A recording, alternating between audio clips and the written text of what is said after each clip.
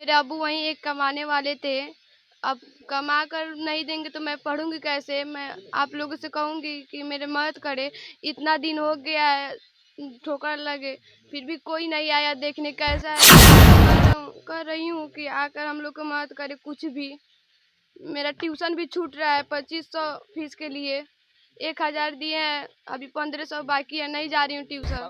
मैं मौजूद हूँ लक्ष्मीपुर में। जो आर्मी और बिहार पुलिस के बीच जो झगड़ा शुरू हुआ है, उसके बीच में एक गरीब परिवार पिस रहा है। जैसे कहा जाता है कि जौ गेहूं के साथ घुन पिसता है, उसी तरह यह परिवार पिस रहा है।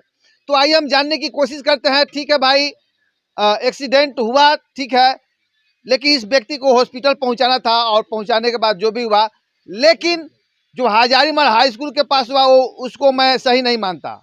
जो भी प्रशासन उस आर्मी के साथ की है वो बुरा है, लेकिन जो इस परिवार के साथ हुआ है, आज मैं आपको दिखा दूं।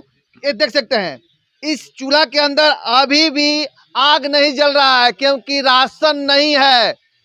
जो एक कमाने वाले व्यक्ति थे वो हॉस्पिटल में एडमिट है, लेकिन हम धन्यवाद देना चाहेंगे बड़े भैया को कि जिन्होंने सुना कि इस परिवार को राशन की जरूरत है, खाना नहीं बना है। भैया ने 2 बोरा चावल और देख सकते हैं राशन लाकर दिए हैं। अब इसके बाद इस चूल्हा में आग जलेगा और परिवार के लोग खाना खाएंगे।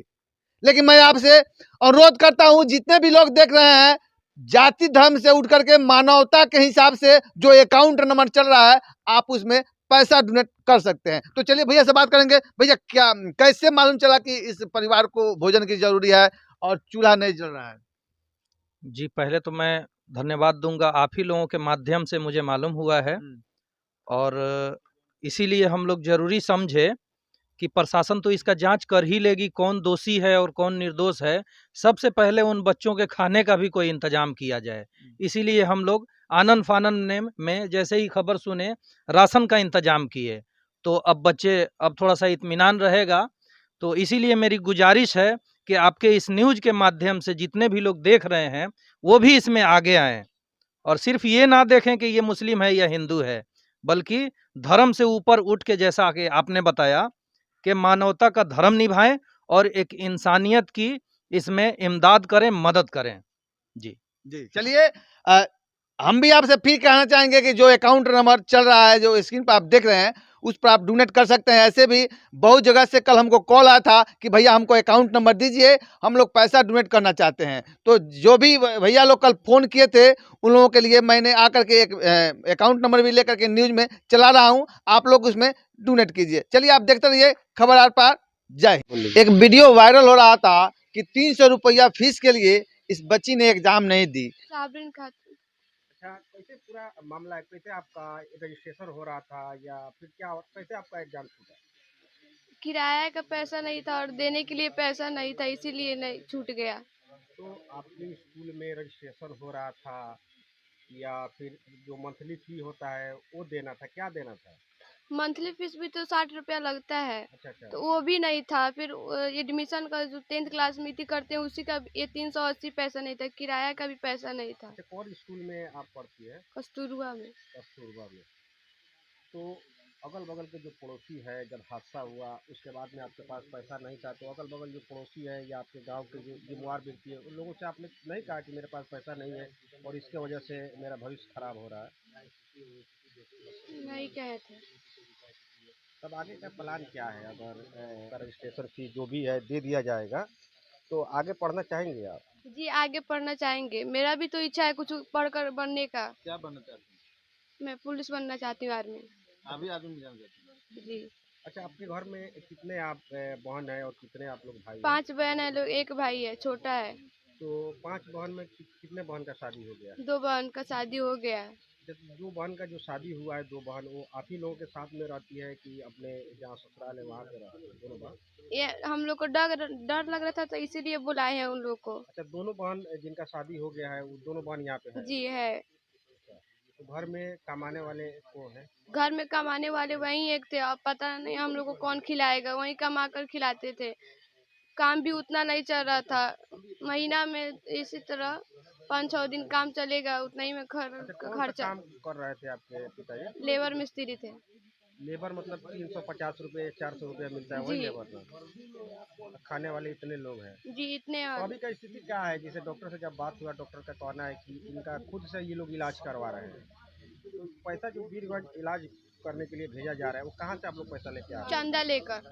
चंदा लेके। जी, चंदा हो रहा है। तो अभी उसमें डॉक्टर साहब का कहना है कि 50 से 60 हज़ार रुपया लगेगा इनका।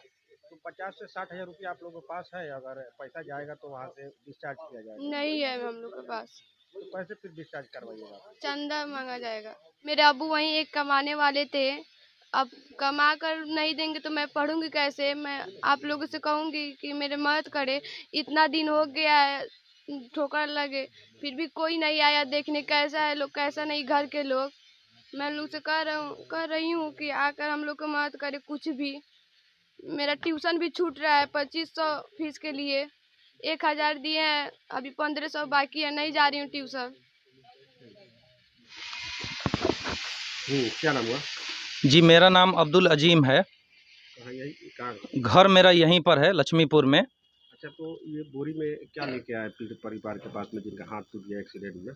जी, बोरी में हम लोग चावल, दाल, तेल, जो भी घरेलू सामान है वो हम लोग लेके आए हैं। और न्यूज़ के माध्यम से हम लोगों को पता चला है कि इस घर का बहुत ज़्यादा हालत ख़राब है। और ये हालत ख़राब हुआ कैसे है? असल में आप लोग न्यूज़ बहुत सारा, मैं चूँकि आपको बहुत शुक्रिया का पात्र समझता हूँ कि मेन चीज़ जिस पर सबसे पहले लोगों का ध्यान जाना चाहिए था वही चीज़ मिसिंग है।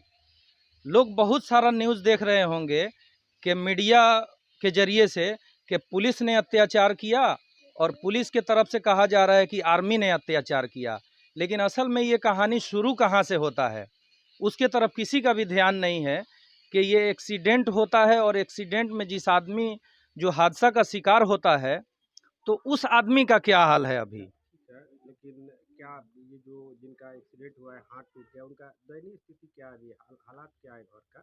जी, दयनीय स्थिति जो है मैं आपको बता रहा हूँ। और जितने भी लोगों के अंदर इंसानियत होगा ना, बाकी मैं एकदम इत्मीनान के साथ कह रहा हूँ कि उन लोगों को रोना आएगा। मैं जिनका ये एक्सीडेंट हुआ है उनसे भी मिल के आया हूँ। और मैं अपना तारुफ थोड़ा सा करा दूं कि मैं पेशे से टेलर मास्टर हूँ। और जहाँ पर भी इनका इलाज हो रहा है ना, मैं उनका भी कपड़ा सिलता हूँ। ठीक है, लेकिन मैं क्या गांव वाले या अगल बगल के जो लोग हैं जो वीडियो देख रहे हैं, क्या कहना चाहिए? इस परिवार का मदद होना चाहिए जैसे आप कर रहे हैं। जी, मैं बताना चाह रहा हूँ ये कि इस घर में कमाने वाला कोई आदमी दूसरा नहीं है। जिनका हाथ टूटा है वही कमाने वाले थे और मजदूरी करने वाले थे। और उन्हीं के मजदूरी से और उनके लाए पैसे से इस घर का पूरा रोज़मर्रा का चीज़ खरीदा जाता था और इससे इनकी ज़िंदगी चलती थी। अब बच्चों का हाल ये है कि ये लोग घर में बैठ के इंतज़ार करते हैं कि पड़ोस से कहीं से कुछ आ जाए तो हम लोग पकाएं, या फिर पका हुआ आ जाए तो हम लोग खाएं। इन बच्चों का हालात पहले भी आप लोग सुन चुके होंगे कि इस घर में एक बच्ची है जो पढ़ रही है, उसके पास पैसा नहीं था भाड़ा देने के लिए, तो वो अपना एग्ज़ाम नहीं, जांच नहीं दे सकी है। तो इसीलिए हम लोगों को समझ में आया कि सबसे पहले तो ज़िंदा रहने के लिए खाने की ज़रूरत है। तो हम लोग ये चावल, दाल, तेल, नमक सब चीज़ खरीद के लाए हैं। और आप इसी बताइए कि कहिए कि जो लोग भी देख रहे हैं सहयोग करना चाहते हैं तो जो जी, खाता में एक चीज उसमें जोड़ लीजिएगा कि ऐसा नहीं।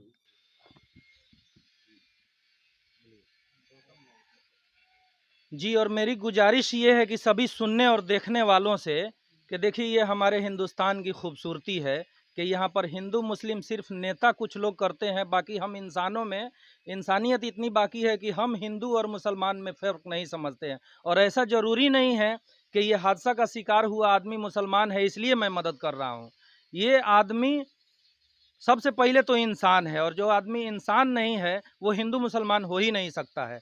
तो मेरी गुजारिश है सभी लोगों से, अगर आप अपने दिन का एक दिन का फिजूल खर्ची अगर रोक देना तो इस आदमी का घर चल सकता है।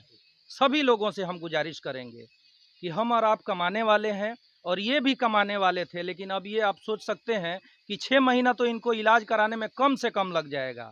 और अगर ये ठीक भी हो गए तो चूंकि इनका दाहिना हाथ फ्रैक्चर हुआ है तो आगे आने वाले 6 महीना और भी ये कुछ नहीं कर पाएंगे। ये मेरी डॉक्टर रामाशीष ठाकुर से बात हुई है और जिनको भी मुझ पर एतराज हो वो आप जाके डॉक्टर रामाशीष ठाकुर से मिल सकते हैं।